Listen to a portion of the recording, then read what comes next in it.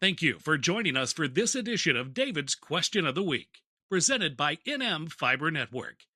As New Mexico's statewide middle mile backbone, we're committed to keeping you informed about the technologies, opportunities, and challenges shaping connectivity. Here's this week's question.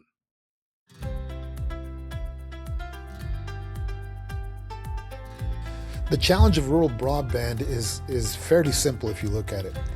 It's how can I get fiber interconnections to everyone? That's the challenge. And on the easy side of it, I can make a business case to bring a connection to, say, a group of 50 homes. You know, it's going to cost me X dollars. These 50 homes will pay it back in X number of years. It's never quite that simple, but that's the basis for it. Now, the challenge is when I try to get it to a group of 10 customers, or how about to a group of 3, or to a group of 1?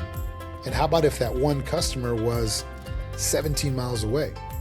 You know, that business case disappears, number one, so the challenge level grows, number two. And how does NM Fiber help with that?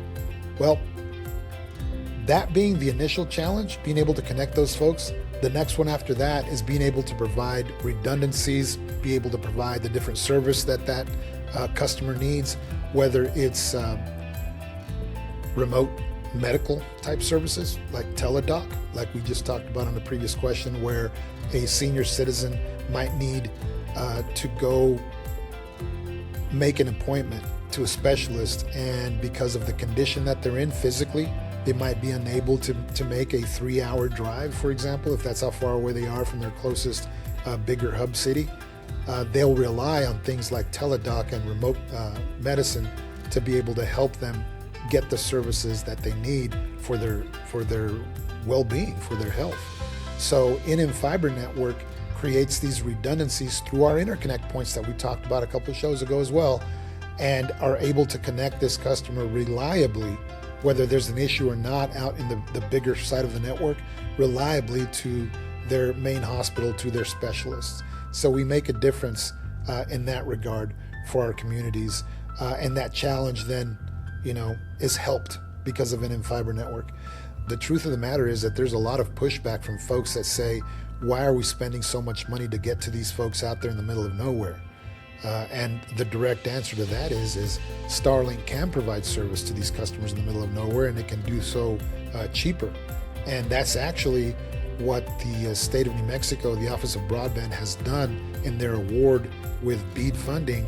Is a certain percentage of it went to LEOs, low Earth orbit, in this case Starlink, and I believe the one that Amazon also offers. So they shared in that award for areas that are extremely remote, where you've got the one customer that's 13 miles away from the closest fiber connection.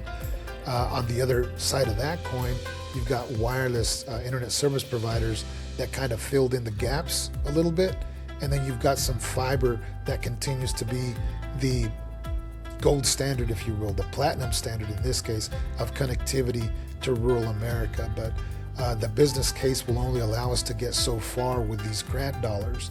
The rest of that path to get to that customer is either going to be wireless or via satellite.